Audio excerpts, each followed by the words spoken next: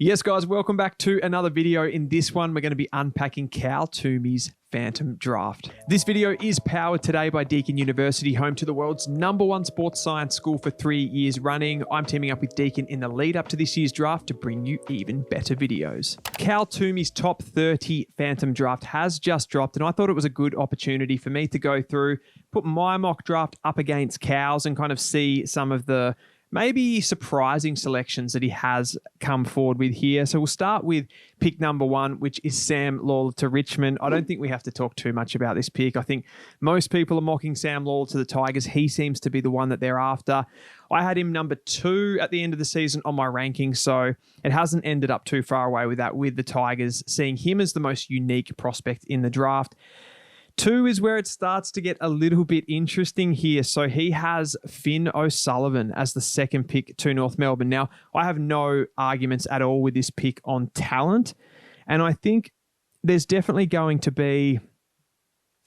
I think the Kangaroos are going to have an element of FOMO here, that they have a player like Finn O'Sullivan that they can bring into the ranks. But I feel like the way that they have played this entire trade period and the draft, it's all been around trying to move back in the draft so that they can get Alex Tyrou, the key position player. So in some ways, sitting at 2 and just taking Finn O'Sullivan, it does feel a little bit like their strategy hasn't worked and they haven't got exactly what they wanted. So I think there are still some trade options on the board for the Kangaroos. And in all honesty, I'd be surprised if they ended up staying at 2 and just taking Finn O'Sullivan. It just seems like there's more to play out here to me. So yeah, maybe I'm being a little bit stubborn here, but I just feel like Alex Tyrou ultimately gets to the Kangaroos, whether it's at pick 2, whether it's at pick 4, whether it's at pick 6, he's going to get there. And even more so than Alex Tyrou, I feel like pick 3, Carlton Jagger Smith, this one just does not feel right to me.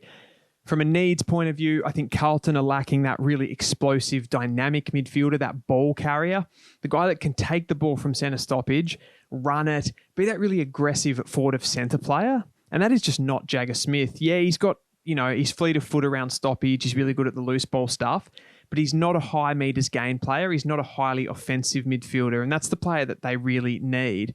So it doesn't work from a point of view of Carlton, who are really competing for a premiership, bringing someone in that's going to move the needle. And the other aspect to this is they've been really hot on Finn O'Sullivan and Sid Draper, one of those 2 players who has that dynamism to their game. What this screams off to me is that there's that deal between Adelaide and North where Adelaide jump up to 2 to take Sid Draper. I feel like Carlton have just made this late play at Jagger Smith to make it look like they're keen on Jagger so that Adelaide don't move up to 2 and don't take Sid Draper. Could Carlton actually just be playing 4D chess here and they don't really want Jagger Smith and they actually just want Finn O'Sullivan or Sid Draper and are just making it look like this is the case? Time will tell, of course, but I just don't think this one smells right. Then at 4, he has Sid Draper to the Crows. I cannot argue with this one. I think whether Adelaide are at pick 2, whether they're at pick 4, they're going to take Sid Draper if he's available. Now, the only caveat to that is if Carlton do take him at pick 3, I think the Crows then would go for someone like a Jagger Smith, even if O'Sullivan, if he happened to still be on the board and Carlton took him ahead. So yeah, agree with that pick, but just depending on, what happens above those picks as well. Then Cal has Melbourne bidding on Levi Ashcroft, which is, fair enough. We're not too sure where that bid's going to come, so I think that's a reasonable one. Of course, Brisbane will match. Then he has Harvey Langford to the Ds, which I think, again, is, a pretty normal play. I think Melbourne, and like I did in my mock draft this morning on Dan Does Footy, I think Jagger Smith would be the player that Melbourne would go for first. But if he's not available, which he's not in Cal Toomey's draft here, I think Harvey Langford would be the play.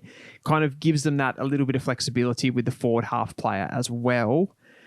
Then we go on to Richmond at pick 7, it will be, which is Josh Smiley. And that's exactly the same as I had my mock draft this morning. Lawler 1, Josh Smiley 7. They go the 2 big bodied at the start of the draft. I think that's likely.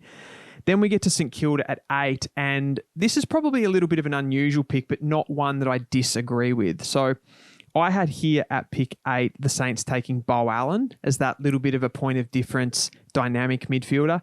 He's got Toby Travalia, and I think this one is definitely on the cards as well. St Kilda have really opted to go for those high upside players, and I think Toby Travalia is that. He's a converted halfback at the moment, but based on the selections that he has, I think he sees Toby Travalia as someone that's going to go in and be that sort of superstar midfielder down the track. So I think this checks out, and Toby Travalia has that high-end, repeat effort sprinting endurance base to his game, and I think that's what, Ross Lyon tends to like in players as well. So that all checks out. Then he's got the Saints bidding on Leo Lombard. I think that's, totally fine as well. Then he's got the Saints here taking Alex Tyrou. So again, I think it's good. I think the Saints like him. I think he's a high upside talent that St Kilda, like to target at the top end of the draft. It would mean, though, that the Saints would be taking Toby Travalia, who at the moment is a running defender, Alex Tyrou, who's a key position defender. They've got Adrian Cole, who they're likely to take as an NGA prospect as a key defender. And then Lennox Hoffman is, on the cards as well as a sort of running defender. So it's a lot of defenders coming in under the idea that Cal has here. Whether they go through with that, who knows? And it's still an argument that you could do it just based on talent. But I would have thought with these two opening selections, they would have wanted to get one at least genuine midfielder in the door. So this is really interesting. And I still think Beau Allen's right in the mix here. I still think Xavier Lindsay is right in the mix with these two picks, who I mocked them to earlier. Pick 11 is the D's again, and this is where Cal has Beau Allen on the board. And I think Melbourne definitely would take Beau Allen if he wasn't snapped up by the Saints. I think Tyrou's in the mix for this pick if he didn't get to North. But yeah, the way that I see the earlier part of the draft panning out is that North will take Tyrou and he won't be available here. I think Beau Allen ends up at the Saints. And then at this pick, I could see someone like a Harvey Langford slipping through the door. And all of these players, I think at this point, none of the players that Cal is linking to the clubs, I would say, is wrong, but it's just that front end that's really skewing things at this point. Pick 12, he has Xavier Lindsay going to the Tigers. I think this would be the perfect play for the Tigers if he's still available. Josh Smiley, Sam Lawler come through the door with your first picks, and then you get a nice fleet of foot midfielder, someone that moves really nicely in at the stoppages, someone that accumulates the football, and someone that has really nice disposal as well. Pick 13, he's got the bid coming for Kako by the Tigers, and then Essendon matching that bid, which all sort of checks out. Then at pick 14 is where it gets a little bit interesting. So all of the season, he's had Harry Armstrong inside that top 10, Cal Toomey that is. Now he's flipped that and gone with Jobe Shanahan to the Tigers here as a little bit of a higher one. So he must have a little bit of insider information here that the Tigers are really hot to take Jobe Shanahan at one of these picks. I've sort of had the Tigers around this mark still going for either midfielders or, speculating on someone like a Taj Houghton as a high upside prospect. So yeah, he has Jobe Shanahan here, which means that it probably flips around in the 20s. They do something a little bit different, but interesting that he has moved Jobe Shanahan up. He must have some sort of inside information there that the Tigers are keen on him. West Coast, Murphy Reed, I think that one totally checks out. It was the same as what I had in my mock this morning. Port Adelaide, Harry Armstrong, also the same there. So we're identical. Joe Berry to Freo, also identical. So I think those all check out really well. He's got Jack Whitlock to the Giants here, which is interesting because I had Jack Whitlock mocked to the Tigers with their pick coming in at 20. So if Jack Whitlock was to be off the board, then it does, bring into the idea that they might take someone like a Jobe Shanahan up the board a bit further. So that does check out too. He's got then Taj Houghton going to the Giants. So it's a little bit of back and forwards between these clubs. Like if Richmond took Taj Houghton with either picks 10 and 11, then he's off the board for the Giants and they've kind of got to outthink each other. I don't mind these picks though. I think they make sense, practically for the teams that are taking the selections. Pick 20, Western Bulldogs. I love this pick, and he was the same here for the mock in mine this morning. Cooper Hines to the Dogs. They don't really have that bigger-bodied mid or that sort of third tall player like this, so I think he really suits them, and they've got to get some more youth into that midfield mix in general. Then at 21, he's got Richmond taking Jesse Detoli here, and I think this is what I was talking about with the Taj Houghton thing. I've got Taj Houghton at picks 10 and 11, where he's got Jobe Shanahan. Then they take... In Cal Toomey's draft, they take Jesse Detoli here at 21, where for me it was Jack Whitlock. So it really depends, and Richmond have to outthink their rivals here. And, if they think that the Giants are going to take a Jack Whitlock, then they might have to, pull a bit of a Swiftie like this. So I think all of these picks check out really well coming into the 20s. Sydney, an interesting one here at 22. He's got them going for Jonty Fall.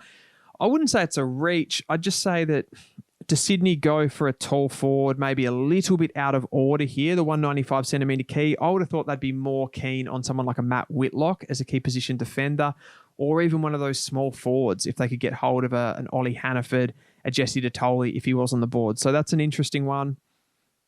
He's got Matt Whitlock to the Tigers. I think they'd definitely be interested in him. Not that they drastically need a key position defender, but they're obviously doing a full list rebuild. Matt Whitlock's someone that can play sort of all over the field as well. So that one works. Harry Oliver to the Giants wasn't one that I really considered going with here, but it does make some sense. You know, a halfback flanker. Whitfield's sort of aging out. They've lost Cumming as well. So I think this one checks out. And if they do see Harry Oliver, someone that can, you know, go into the midfield long term, as they've lost a lot of depth in that area too. So I think that one works. I had Oliver a little bit further back, but I can see where he's going with that one. Brisbane match Sydney's bid on Sam Marshall. I think that's about the mark as well. Then he's got the Swans taking Hannaford here, and I think that one makes a lot of sense for the Swans. They need some pressure in that forward half of the ground with all of those tolls that they run. Then he's got Jasper Alga to Richmond. I love this pick too because they've gone with Detoli.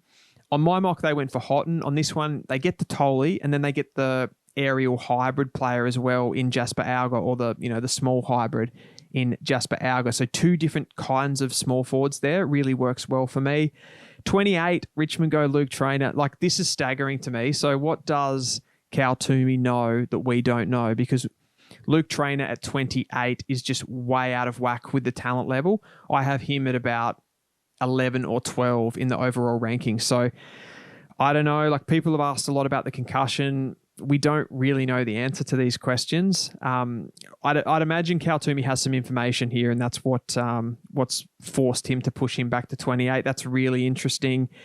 29, he's got Christian Moraes to the Western Bulldogs. I love this pick too. I think it's been ages since the Western Bulldogs have had a genuine winger.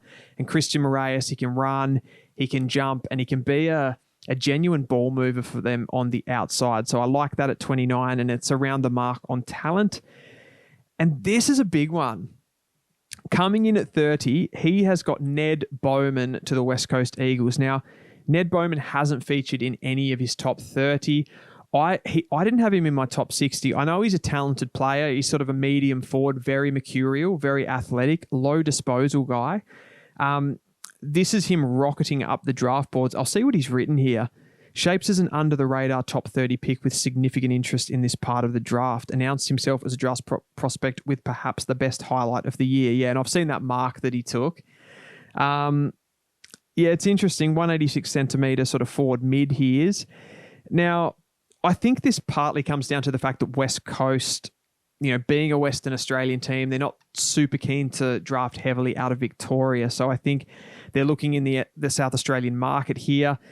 Bowman is a talent, and I think clubs will see that. So it's an interesting one. And again, I think Cal Toomey probably has some inside information if he's, connecting Bowman here to the West Coast Eagles. That is a wrap for this video, guys. I'd like to thank again Deakin University for jumping on board in the lead up to this year's draft. That is a wrap. I hope you like my review of Cal Toomey's Phantom Draft, and I'll see you guys next time.